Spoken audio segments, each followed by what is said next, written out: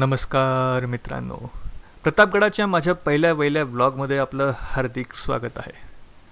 अफजल खानाचा वध एक अशी घटना ज्यामुळे संपूर्ण विश्वभरात छत्रपती शिवाजी महाराजांच्या नावाचा डंका वाजला. डच, इंग्रज, पोर्तुगीजसह चारी बादशाही दरबार हादरले.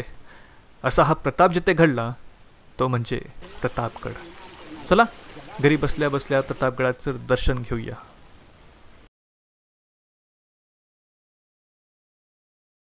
ही पहार आहे, ही उकळी बांगडी तोप, ही बांगडी तोप आणि ती उकळीची तोप. दादा, मंदिराच्या वरचा कळस बघा, 51 किलो सोन्याचा कळस. दादा, मंदिराच्या वरचा इकडून फडफडून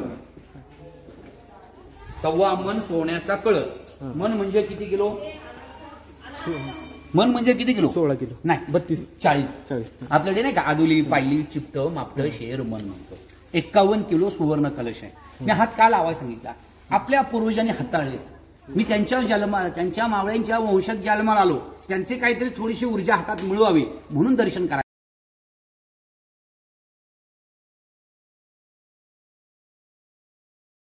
आलो, अजून 450 पायऱ्या बाकी आहेत उतरायला. हा दादा शिवरायांचा शिवदरबार. दरबार म्हणजे हा जिथे खंडोजी खोपड्याचे हातपाय तोडले ना, तो हा दरबार. खानाचा मुलगा फाजल खान जावळीतून जायची वाट दाखवली. शिवरायांना बातमी सांगितली कुणी? कारीचे कानुशी काकानी. राजा खंड्या फुटला. तर राजाने विचारलं, आपण काय ठरवलं? आपलेच फुटले, आपण काय ठरवलं? तो काका सांगता, शिवबा सोडलं, धरावर पाणी सोडलं, बायकाप्रमाणे पाणी सोडलं, इनामाव पाणी. मी जगीन तरी स्वराज्यासाठी, मरीन तरी स्वराज्यासाठी. जे शिवरायांना वचन दिलं ना, तो हा दरबार आहे. इथे शिवरायांनी खंडोजीला पकडून आणला. 1660 साली डावा पाय आणि उजवा हात कलम केला. कलम म्हणजे छाटला. उजवा हात जेवता येऊ नये, आपण जेवताना उजव्या हाताने जेवतो. घोड्यावर बसून तलवार धरता येऊ नये. आणि आपण बघा मर्दांगी खेळ खेळताना पहिला डावा पाय पुढे टाकतो आणि मग आपण मर्दांगी खेळ खेळायला सुरुवात करतो नाही, म्हणून डावा पाय कलम केला. दरबारासमोर केदारेश्वराचं मंदिर आहे. मुळात राजांनी गड भवानी मातेच्या मंदिरासाठी बांधला. हिरोजी इंदुलकरांनी गड बांधायला, मोरोपंत पिंगळ्यांनी गड बांधायला सुरुवात केली. जागा साफ केली, खोदकाम झालं आणि ते स्वयंभूनी सापडलं मोरोपंत पिंगळ्यांना. म्हणून राजे प्रत्येक लढाईवर, प्रत्येक संकटावर दर्शन करून जायचे, मागणी मागायचे. ए महादेवा, माझ्या मावळ्यांना आशीर्वाद दे, लढण्याची ताकद दे. आपण जाताना दर्शन करू, मागणी मागू. अंधार होत चालला, दिवा पाहिजे.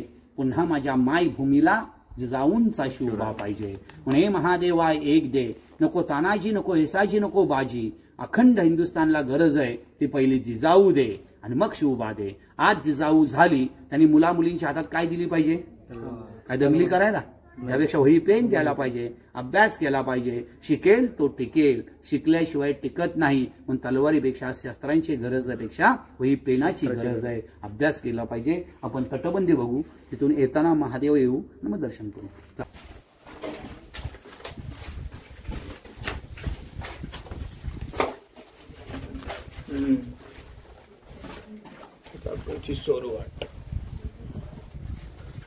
हा सातारा जिल्हा, हाच काढला रायगड जिल्हा.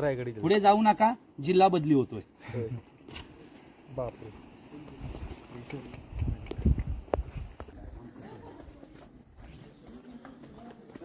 गर्विष्ठ माना, झुकल्या वाकल्या गर्विष्ठ माना.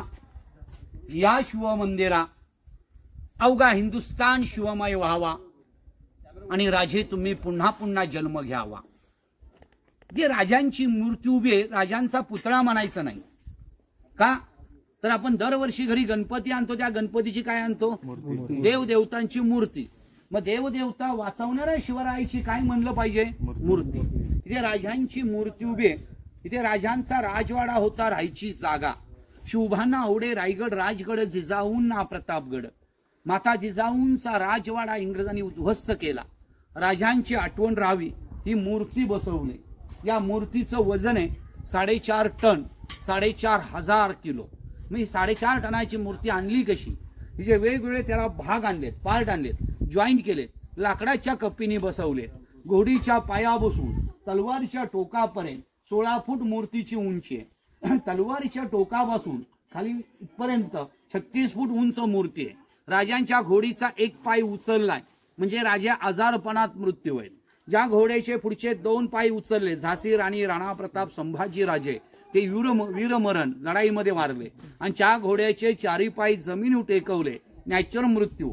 राजांच्या हातात तलवार आहे, घोडीवर स्वार आहे, नजर बरोबर ह्या दिशेला आहे का त्या साईडला अफजल खान आहे. त्याला सांगतायत तू जर थडग्यात न उठशील तर तुला मी परत थडग्यात गाडीन. प्रतापगडचा प्रताप हा प्रसंग अद्वितीय आहे. परिकथासारखं अद्भुत, अकल्पनीय, कृष्णाच्या लीलेसारखं चमत्कारिक. त्याचा जेवढ्या अंगाने विचार कराल तेवढा तो खोलावत जातो. युद्ध, लढाई, क्रूरता, पराक्रम, बुद्धिमत्ता, संयम, श्रद्धा, अंधश्रद्धा, धाडस आणि छल या सर्वांचा प्रत्यय या एकाच घटनेतून दिसून येतो. मित्रांनो, तुम्हाला हा व्लॉग कसा वाटला हे मला कमेंट करून नक्की सांगा. आणि पुढचा कोणत्या किल्ल्याचा व्लॉग तुम्हाला बघायचा असेल तर तेही मला कमेंट करून सांगा. भेटूया पुढच्या व्हिडिओमध्ये.